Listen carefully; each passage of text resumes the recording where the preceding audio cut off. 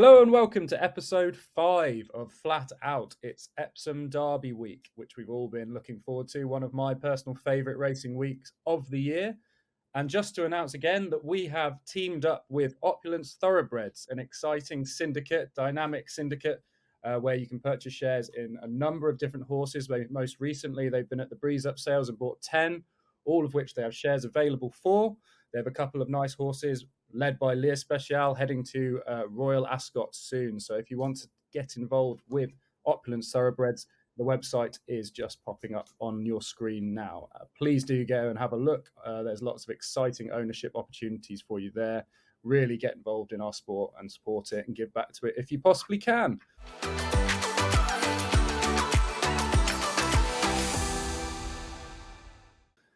Right then, gents. So, Classics week, Derby, Oaks. I think we've got down on our running order to begin with the Oaks on Friday.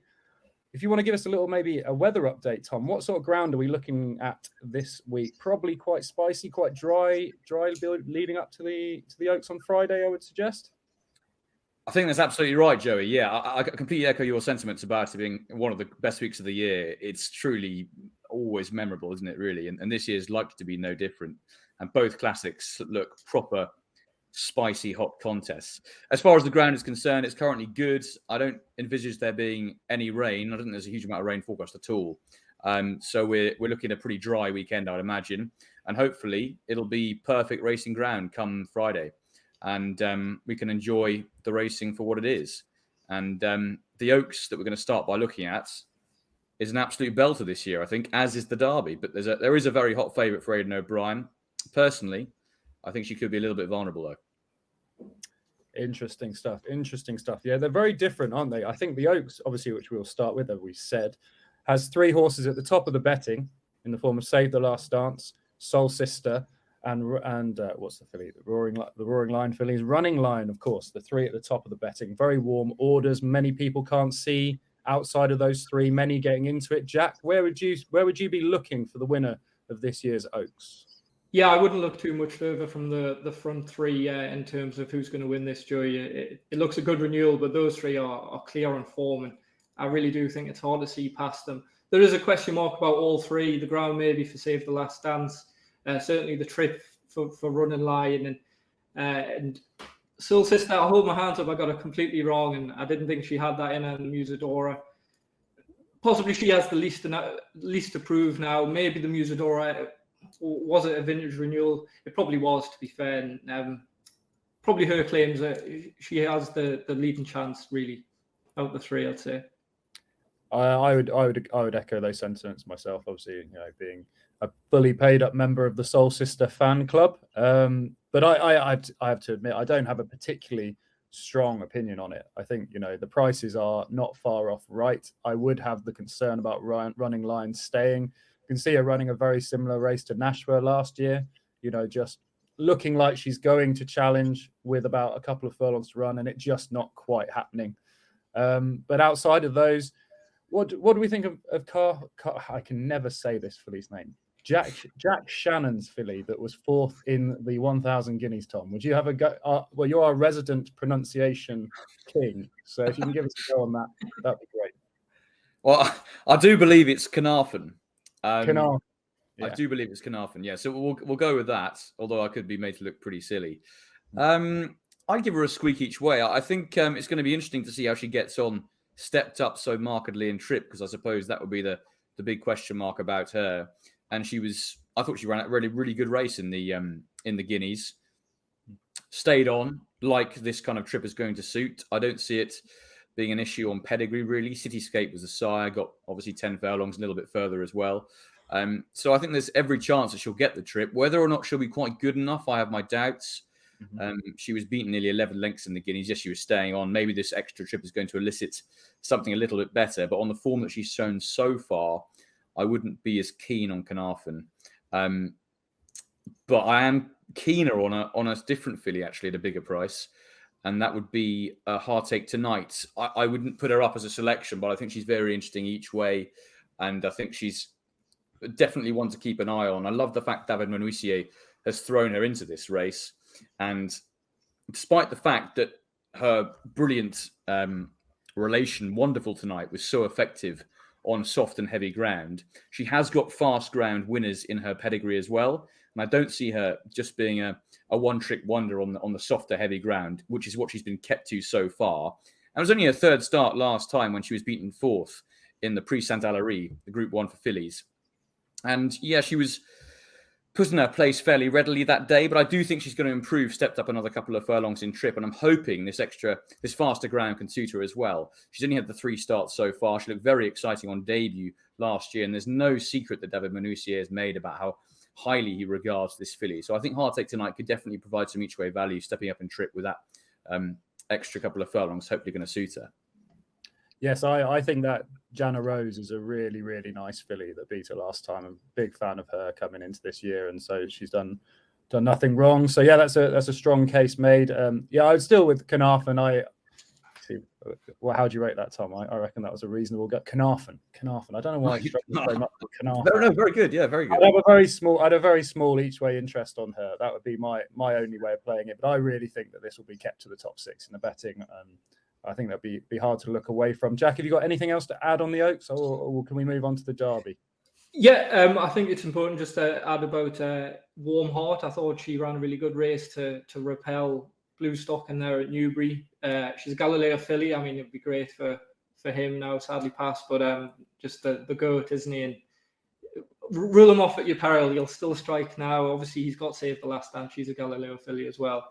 But I just can't get away from the front 3. I really do like Running Lion. I just think maybe they've thought such an enthusiastic owner, he's probably twisted John and Thady's arm and, let's go to Epsom. There's enough time there to go to France after.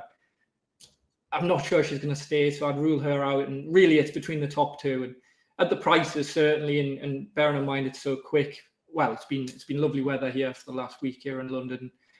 I think that's going to play more into Soul Sister's hands. So she would be my selection. I'd have probably Save the Last Dance in third. And I don't see too much. Maybe Running Lion will fade up the straight, but maybe Warm Heart at a bigger price for the each way backers. Yeah, no, that makes total sense. I would also repeat that John Gosden on the Gallops Morning Epsom did make the point about the nice gap, and that he's had a Diane winner with a slightly shorter gap as well, and it wouldn't worry him. And also the struggles that you sometimes face with the draw over there in France. So if you do wait, then you end up regretting not running in the Oaks. And so I think it's very much on his radar with Running Lion that I think he's expecting a very similar thing to happen as with Nashwell last year. So on to the Derby then, and I'll throw it straight back to you, Jack. Some initial thoughts on the Derby this year. I mean, I think it's a far more interesting race from a betting perspective. It's got a lot of unknowns in there. It takes a hell of a lot of unpicking. Where should we start with unpicking it? Well, I'm hoping we should just keep it simple and go with military order. Those who read my article, My Horses to Follow on Racing TV, would have seen I put him up there before he reappeared. He's done nothing wrong since.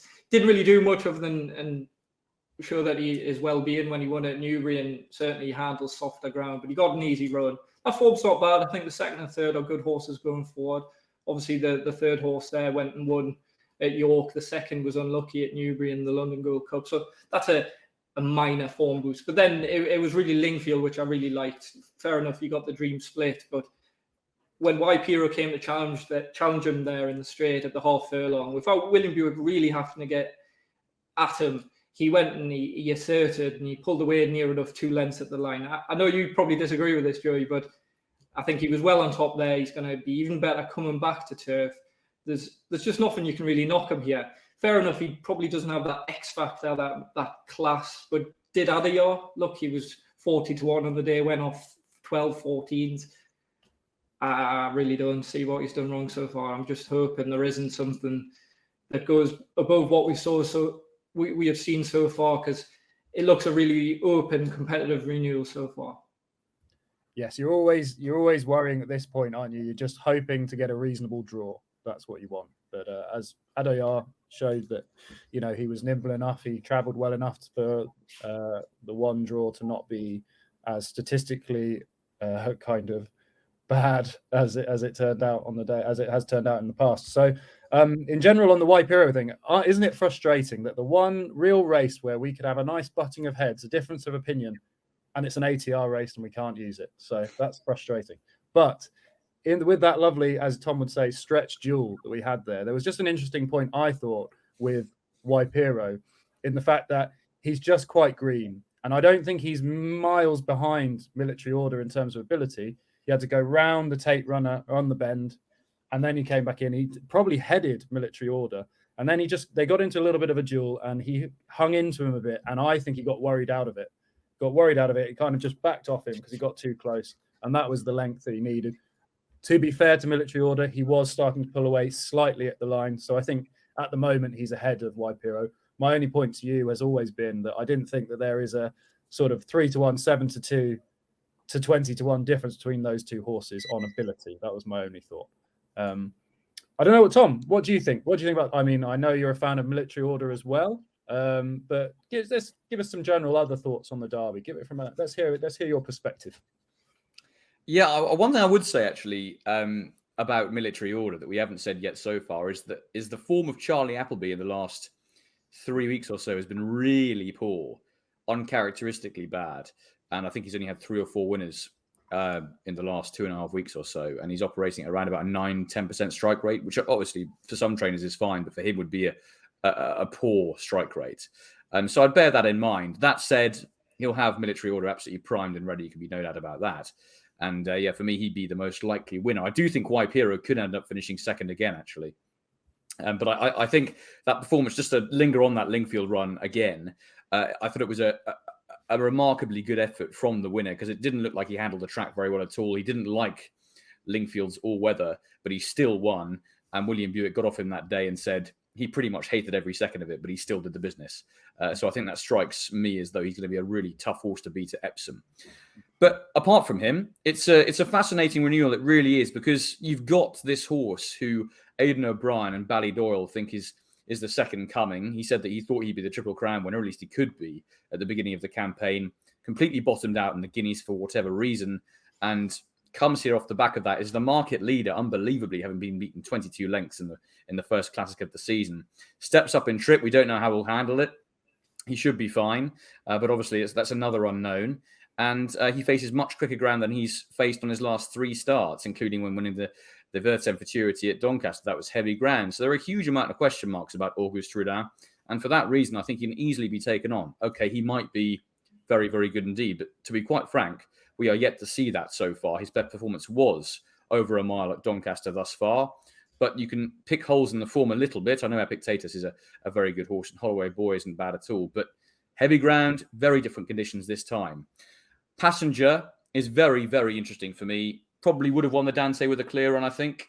Up for question, but that's the way I saw the race. And stepping up in trip looks to be exactly what he wants. He's only had 2 starts so far. Might that be a little bit of an issue at Epsom, coming into a track that is so unorthodox for a horse who hasn't had very much experience? And so far, his 2 wins at Newmarket and York have been at more conventional tracks. And this is definitely going to be his toughest test by a long way on a track that he doesn't know anything about. That said, Sir Michael Stout knows exactly what is needed for a horse to handle Epsom. So he's an absolute veritable danger, is Passenger. And then of the others, Arrest, I think, has got a little bit to prove on class. I thought that race at Chester was a really poor one, rather fell apart in the soft ground. And although he ran a good race at Saint-Cloud at the end of last season, he was still beaten by Dubai Mile, who I think might beat him again, actually. I think this extra distance is going to suit Dubai Mile really well.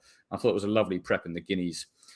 The Foxes, big price for a Dante winner, but I think he could be vulnerable. I just think he's a bit of a grinder. I don't really see that real class aspect with him. And I think White Birch might be a little bit up against it in terms of class as well. I think he's a very good horse, but whether or not he can get the job done at Epsom, I'd have my doubts, to be perfectly honest. Spreewell is the most interesting for me. I know you like this one, Joey, as well, so I won't dwell too long on Spreewell. But I know that Jesse Harrington thinks the world of this horse. And he really took my eye and a little bit of my breath away at Leopardstown last time when showing a lovely turn of foot to win. So I think he's a really interesting runner. And of the others, you can give a couple of outside squeaks to the likes of Waipiro. I've just said I think he's going to run a massive race. And even to Alder as well. Nothing went right from at Chester at all. I think given a better run around on Saturday and on this better ground as well, he might be a player each way too. But in summary, I think Military Order is going to be very hard to beat. I think Waipiro could easily follow him home in second, but Spreewell is really interesting from the Irish Raiders. Well, that was about, should we say that was quite a conclusive analysis from you, Tom, there. I mean, I'm probably wrong. A nice 10 selections you put up there. Yeah. Yes, no.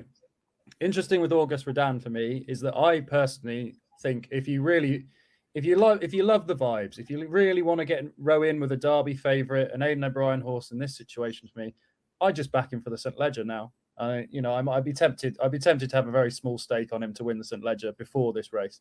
Just if there's so much confidence behind him, we already know before the season started that they were thinking Triple Crown with this horse. So he's most likely, if he runs well and gets beaten or he finishes placed in this, he's likely to go for the St. Leger. I think he has that sort of grinder stride to me, big raking long stride, just suited to that straight at Doncaster. And for me, I'd be more interested in him for the St. Leger than the Derby, just because the price differentials. I think it was 12-1. I don't know if that's probably shortened up. I might have to check that out. If someone can check that out whilst I'm talking, that would be great. But around the 12-1, 10-1 mark, I think I'd be more interested in that than 3-1 for this, personally. Spreewell's an interesting one. I think up and under is a really nice sort of yardstick for us to go with. He looks quite classy. He looks like a kind of horse that's keeping a bucket load back for himself to me. He's not quite. He's yet to kind of get on that fast ground, and I think that could bring out some more improvement on him as well. He's kind of just chopping through the mud. You watch him, you just don't really see him extending in his races up to this point. I think we don't really know how good he is. And if you go and look at the way he moves in a very similar way to Verdini, another Churchill sire of the moment. I could see him running a really, really good race, and he's the one that in the week, in the next few days building up, I can see him shortening in price. So yes, Spreewell would be on my list. Waipiro, as I've said before, I do think that has a lot of talent, and in a line through Military Order, as Tom said, I could see him running a really big race, but I could also see it all just being a bit too much for him on the day. We do have to acknowledge as well that you might just want a really steady kind of minded horse. Maybe Dubai Mile might be something like that, or maybe, I don't know, I'm open to other suggestions. But with all the disruption that we might be getting from protesters and all this, causing a long wait for these horses, you get these colts getting all over the place. It could be a really, really funky result. This, so of those I like, I do. The other one that would make up my kind of three, which would be Spreewell, Waipiro, and White Birch would be the other. I know you don't want to be slowly away in the Derby. It's very hard to win from a long way back, but it just might be one of those years where he can really grind his way into it because everything gets a bit het up. They go miles too quick, and he just grinds and grinds and grinds. He was slowing down the slowest, if you can wrap your head. I struggle to wrap my head around that one. In the Dante, he's the one grinding all the way to the line, picking up the foxes. I think it looked like quite a good race to me. I think it will work out quite well here. The foxes, why don't I like him? The foxes, I just don't like the way he hangs right. I think he can get into all sorts of trouble when he hits the front, if he hits the front in the Derby. And so for me, I would be going with White Birch. So White Birch and Spreewell would be my two that I'd be really fancying. And Waipiro, I might have a small interest in. So those would be my three. Jack, anything else to add on the Derby? Yes, I don't know whether I should do a full analysis like you boys as well. I might as well complete the set. I'll be very swift if I do. Please do. I think the viewers are just. It would only be fair. I mean, it is the Derby, isn't it? I'll finish with my 1, 2, 3. I think you know who I'm going for the winner. But no, we'll start with Auguste Rodin. I think he's an absolutely rancid price here. I looked as soon. Well, the reason I looked, Matt Brocklebank made a great point that if you like Auguste Rodin, or Augustus Rodin, as Aidan would call him, for the Derby, you should be hovering over after Little Big Bear went and won at Haydock there. And people are happy now probably to throw out that Guineas run, and he's done nothing but shorten since then. He's about 11-4 on the exchanges now. He's as short as 5-2, but I just can't have him at all on the back of that run. I'm not sure the Vertem form is much good either. Don't like Epitatus, don't like Holloway Boy. I think he has to be taken off. Certainly the prices now. You go into the Dante. Starting with the Foxes, he has a form line there at the back end in the Royal Lodge with Dubai Mile. He then ties in with Arrest. Obviously, back in the Dante, he ties in with White Birch and Passenger. On that basis, there's not really much between them. Probably Arrest is the one for me that's kind of enhanced that. he was impressive at Chester. What he beat, I don't know. Frankie was coasted home from the furlong pole. It's worry for me. He has a knee action, so obviously it's been so warm this week. The quick round is a worry. I just don't think he's done anything wrong. He's improving. I think if there's a ledger type as well, though, I think he could be it. Yeah, coming back to your point, Auguste Rodin there, Joey, he's priced his range in 8 to 14 for Auguste Rodin. But coming back to the rest, I really like him. It's Frankie's last derby. I think he's going to be the one for money. I think he'll be in the free, but I just don't think he has that class edge of a Military Order, who would be my winner. I echo all your points about Spreewell. I really like him. He caught well, as you both did. You made a good case. He was impressive enough at Leopardstown. He was around 3 lengths quicker than Warmheart, who won the race after him. Obviously, she's went and won at Newbury. I know it's Filly's form. Is it comparable to this? But it just shows you how well Spreewell won that day, and he certainly wasn't stopping at the line. From a neutral point of view, the Jessie, the way obviously the story is at the minute with her, just a heartwarming story if he could go and win as well. Stamina, I'm not sure, as you say, Churchill. I think he's a definite stayer. I wouldn't be so sure about the Foxes and White Birch. I remember, as I said in the last episode, his dam, White Birch, was at Haggis. She was a 7 furlong filly. He looked like he was staying on very strongly at York, but I'm not sure a 1.5 mile round Epsom whether he would get that. I'd put a line through the Foxes and White Birch on that basis. But yeah, my 3 would be Military Order, second is Arrest, and third Spreewell. Fair enough. I just the White Birch thing. It really was closed strongly line. I don't think, and he was under pressure about 2.5 furlongs out. Like it was. Well, that's it. Yeah, can he go the gallop? You want to be travelling in the Derby, coming around the top of the bend, and he would worry me on that aspect certainly.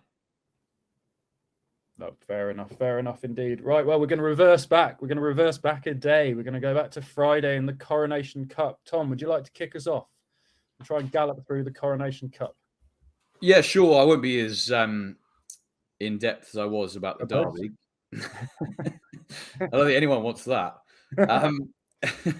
Yeah, look, it's an interesting enough race this year, isn't it? Because we've got a couple of horses coming here with a little bit to prove, I think. One of those being Hurricane Lane, because yes, he came back to, somewhere approaching his best at Newmarket last time, beating Global Storm 6 lengths. But let's not remember that was a Group 2, the Jockey Club, and West Wind Blows was sent off the even money favourite that day because Hurricane Lane had been in such poor form coming into the race.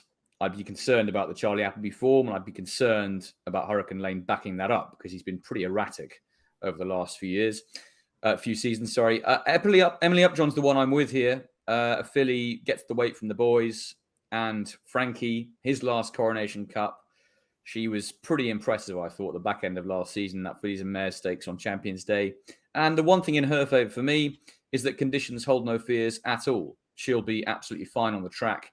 She's been a short head by Tuesday in the Oaks last year, and she's got plenty of class.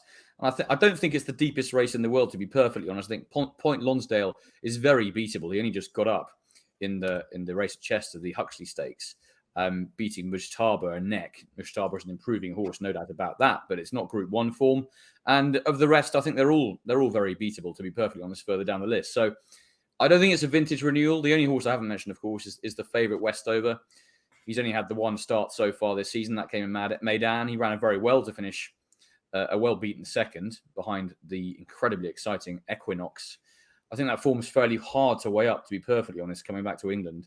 And I think although he's a good horse, he saw that the Curragh last year, and what was a pretty weak edition of the Irish Derby because Tuesday disappointed that day.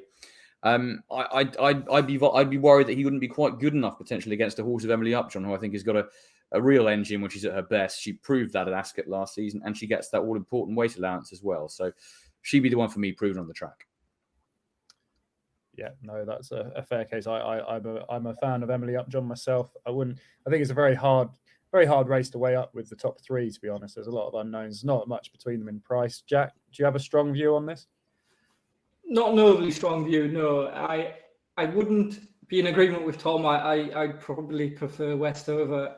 for me, Emily Upjohn, she missed her intended target there in Meydan, and she's probably just taken a bit of time to come to hand. And I'm not certain the form of that Ascot run at the back end of last season is that strong. It was, well, quite frankly, it was a poor race. And first time up, I think there's going to be bigger targets ahead.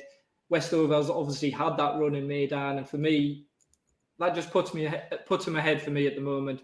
Obviously, he is the shorter price of the two, but it would be a tentative selection. I don't like, as you say, Point Lonsdale. He raced lazily at Chester. If Mujtaba really got the momentum going a bit sooner, I think he probably could have even won. Hurricane Lane, obviously, could you trust him now? There was questions that, why is everyone so shocked that Hurricane Lane went and won? But he'd hardly raised the gallop in his runs after that. Those two, you'd be completely right now, ruling the line through now for me. It is between Westover and Emily Upjohn. I think of the two, probably Westover's the one.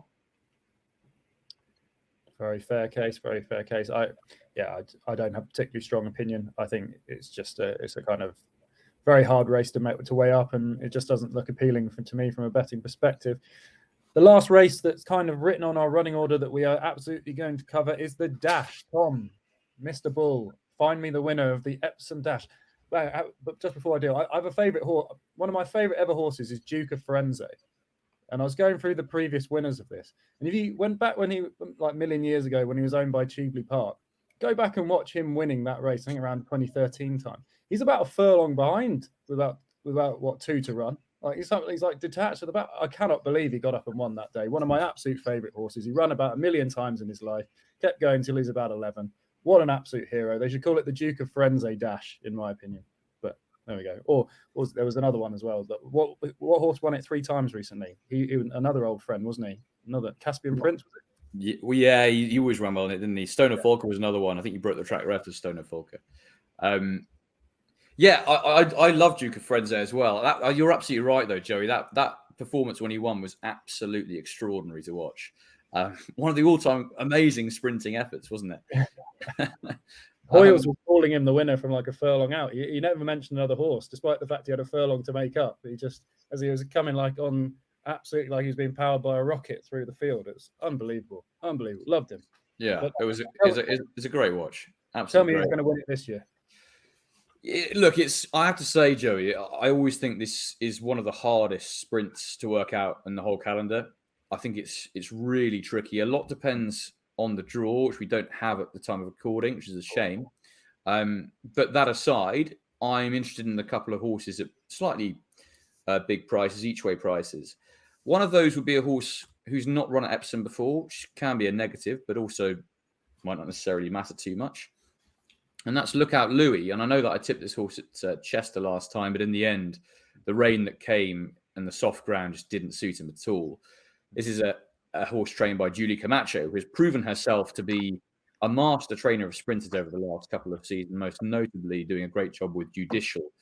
And of course, she's got that very smart sprinter at the moment as well, who's won a couple of times this season already, Shaquille. So we know that she can do it with these sprinters. And the one thing I really enjoy watching about Lookout Louis, he's got so much early pace, which can really help at Epsom's 5 furlong track, because it helps to get that handy position unless you're an absolute freak like Duke of Firenze was. So if you get that early posse, then it stands you in good stead. And Lookout Louis is not one to shirk a challenge. He can see out a 5 furlong trip, no problem. His best form has come around Chester. That's the quickest 5 furlong in the book, isn't it? But the Epsom 5 furlongs would certainly not be far behind at all. So he'd be one of my selections. And the other one is a horse who's already proven himself at Epsom over the 5 furlong trip. And that is Mountain Peak for Ed Walker, who was beaten ahead in the race last year by T-Spirit, who's gone and proven himself to be a group performer. Mountain Peak he's definitely a group performer at his best. He's not really produced his best for a while, but there were glimpses of it towards the end of last season. But as a result, he's dropped down to a mark of 101, which is just £3 higher than when finishing ahead second in this last year, and actually £1 lower than winning a very competitive 5 furlong handicap, the Heritage Handicap at Ascot, a nose from Bond Chairman, and beating Zarzini, who will likely reoppose on Saturday in July last year. And I know for a fact that the Walker team have got Mountain Peak ready and raring to go for this. So hopefully, off a nice handicap mark, he can prove himself once again at Epsom under the man, Tom Marquand. Well, yes, of course, one of the best in the business. Yeah, you kind of spoiled my thunder a bit. I mean, we don't talk too much about tips, do we, before these shows? But Lookout Louis would be my selection in it as well at this stage. Again, as you say, very hard to really be ultra confident before you see where he's going to be drawn. I mean, the weather doesn't seem to be such an issue this week, but the draw being such a massive thing, we think going forward, on this show, we will be go to our Twitter pages on Thursday around lunchtime, and for some final thoughts on all of our selections. Essentially, it'd be a good place for clarification, because we do have to do this in the dark to give you the most time to actually watch and enjoy the show before the big weekend. We think it's best to go up midweek. So yeah, do check our Twitter accounts for updates later in the week.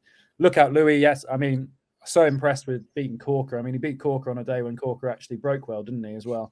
And I mean, he's so much talent, Corker. And back to him, he's down to marker 96. Last winning mark's 95. He's clearly really competitively weighted for me. As you say, early speed really helps in getting a position wherever he's drawn. To be fair, I do tend to like to, in this race, kind of be drawn in the middle. It gives you more options. I mean, you can kind of get out of the carnage on the rail, can't you? So you'd be hoping for a draw around there. He's just some of his lesser performances, as you say, the soft ground last time at Chester, back on a sounder surface. This horse is seriously fast. He really wants to kind of rattle off the ground. He's going to get that this weekend. And some of his worst performances in recent times, he clearly doesn't seem to relish being at York. I mean, there's a couple of throw-out runs there in his record recently, and then one his last run last year at the end of a long season. So you can kind of throw out all his lesser efforts, and he's dropped down the weights for that. So yeah, I'm fairly strong on Lookout Louis too. You can give horses like Mokkatil and Zarzini, on some of their back form. Obviously, Mokkatil won this race. You can give them a chance, but Lookout Louis would be my main selection in the race as well. Jack, over to you. Yeah, it's a very tentative selection. There's so many variables still to find out for the race. One horse I do like who's a progressive sort. I'm kind of kicking myself because Harry Eustace was in the Look on Sunday studio on Sunday morning, and I had the chance to talk to him after, and I didn't ask him about this horse, but Ancient Times, as I say, he's a progressive horse. He loves the ground. He's all speed, and he has won at Epsom as well, albeit over 6. But that course, I know it's coming around, but the configuration of the track's fine. I think he's well handicapped still off 91. That's a career high mark still, but I think he just likes a straight track. He's wins at Musselburgh as well, and I think he could potentially be the short night. He's around about the 14-1, a little bit shorter, but there's a standout 14-1. I think he'd be my each way play at the minute. I do quite like him. Harry's been banging in the winners as well, and yeah, I think he could be the one, still improving, going for only 5. And Kyle Fraser, he's a jockey who's really taken my eye at the moment, and yeah, I think that's my selection. Fantastic. Some interesting cases made, and we'll know more basically by Thursday lunchtime, won't we? When we actually really drill these down.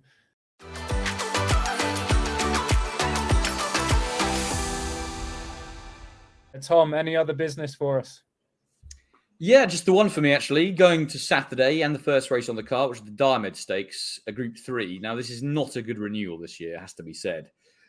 Plenty in this trying to find some form, being dropped back down in class, or just struggling to get competitive in their races. One of those being Reach for the Moon, who was one stage very exciting. Highland Avenue ran a bit better last time behind Adayar. So that was more encouraging, but he's still there to be shot at, in my view. Colsai, well and truly put in his place by what I think is a very smart horse, Goodwood, last time in Cicero's Gift, but it was a pretty underwhelming effort. Then Regal Reality, Escobar, Imperial Fighter, and Marie's Diamond have all got something to prove quite majorly in Group 3 company. And the horse that I've come down on, not necessarily through lack of anything else, really, but the fact that he is progressive, is Al Mubir, one of Jack's favourite horses for William Haggis, that man, and Tom Marquand as well. I know Jack's a big fan of this horse. He is progressive. There's no doubt about that. He won a favourite for the Lincoln and then won very impressively at Leicester the time afterwards. And if you watch that race back at Haydock last time, he hit the front and just faded inside the final furlong. But he lost his right foreshoe, which I don't think helped matters. And possibly that effort can be overlooked because he travelled the best and then just got run out of it late on. little bit extra further to go this time. Faces different ground conditions to those that he's probably been most impressive on so far. Soft ground at Leicester, but I don't see it being too big an issue for him. He's run well on faster ground in the past, and I think he's just a horse going places, and most of these are going backwards, whereas he's going forwards. So for me, Album here on this step up to group company. He's always looked a group performer, should be able to take it in his stride. Fantastic. So I think we should probably summarise our best bets for Epsom this week. Jack, what would be your best bet at Epsom this week? Prices, please. Prices. I want all the details. Prices, yeah. Well, it's tricky now. I'm in a position with military order that I'd be looking at his price now, and I'd be taking a step back. I think Spreewell's probably the each way value. I do like him, but I will just back at Tom. Unfortunately, I do have a selection in the Diomed as well, and that would be Highland Avenue. I think he's just an absolute class act here, and as Tom kind of alluded to there, there's question marks over the others, and unfortunately, I'd have two very big ones over Alma Pierre, and well, certainly the ground. I wouldn't be sure he would like this ground, and I wouldn't be sure he'll be a runner on that basis. With that in mind, I think Highland Avenue could well go off odds on here. He's still available now at 7-4, and in terms of very, very best bet, I think he would be the one for me. He's got some really classy back form. He was sixth in the St. James's Palace behind Poetic Flair. It was a really good return there. He's had a bit of time off. He's been gelded. But my angle here with him, I just think around a mile's always kind of been his trip. As I say there, he returned behind Adior, and Anmat boosted that form as well. Group 1 winners ahead of him. So for me, Highland Avenue is the class act. And yeah, on the opener on Saturday, I'll be expecting Highland Avenue to win. Sorry, Tom, but it's a team that is kind of every week, isn't it? We go face off with each other. So no, I'm just looking forward to Thursday morning when Albumir gets declared. Well, I would be nervously waiting if I was you, because it's been a warm old week. It's fairly desperate stuff, really, that race, isn't it? Reach for the moon. It is, yeah. Regal Reality, Escobar, Marie's Diamond. You got some character, some quirky stuff going on there. So I can see why he's just a horse. Highland Avenue. You find it hard to really be that keen to get involved at that price, despite how ropey all the others are. You could just see a freak result to that race to me, and so yeah, one to just skip over really. But for me, Spreewell in the Derby. I know, obviously, picking the most competitive race probably the whole week, but I do think he's overpriced in that. I do think he's got a lot of promise, and he's one I'll be rowing in with fairly strongly all week, really. Tom, best bet of the week, price, lock it in. I didn't really give my proper selection in the Oaks earlier on, but it would be Soul Sister. She's a really strong fancy of mine for Dettori and Gosden. I thought she was so ridiculously impressive at York. Stepping up a trip be fine for her. And unlike Save the Last Dance, has not got anything to prove on the ground. So I think she's going to be really hard to beat in the Oaks and provide Frankie with another classic win in his final season. And you can still get 3-1. So yeah, Soul Sister for me would be the bet in that. Well, and just one more thing to add, lads. I thought it would be quite nice to mention, obviously, the hard luck stories last season for Westover and Rob Hornby and Emily Upjohn and Frankie. This is his last chance to win an Oak. They've got retribution here in the Coronation Cup.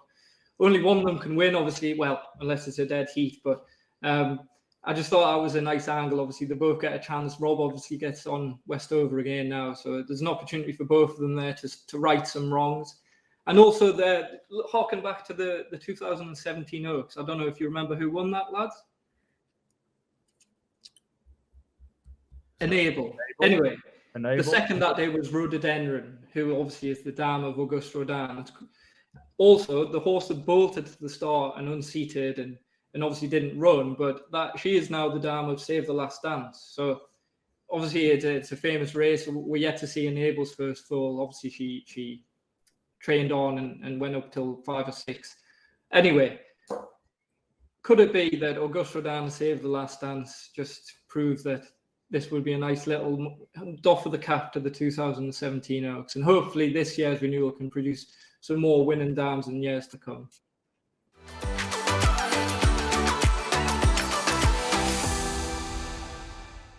So that's probably all business wrapped up for this episode 5 of Flat Out on Epsom Derby and Oaks Week.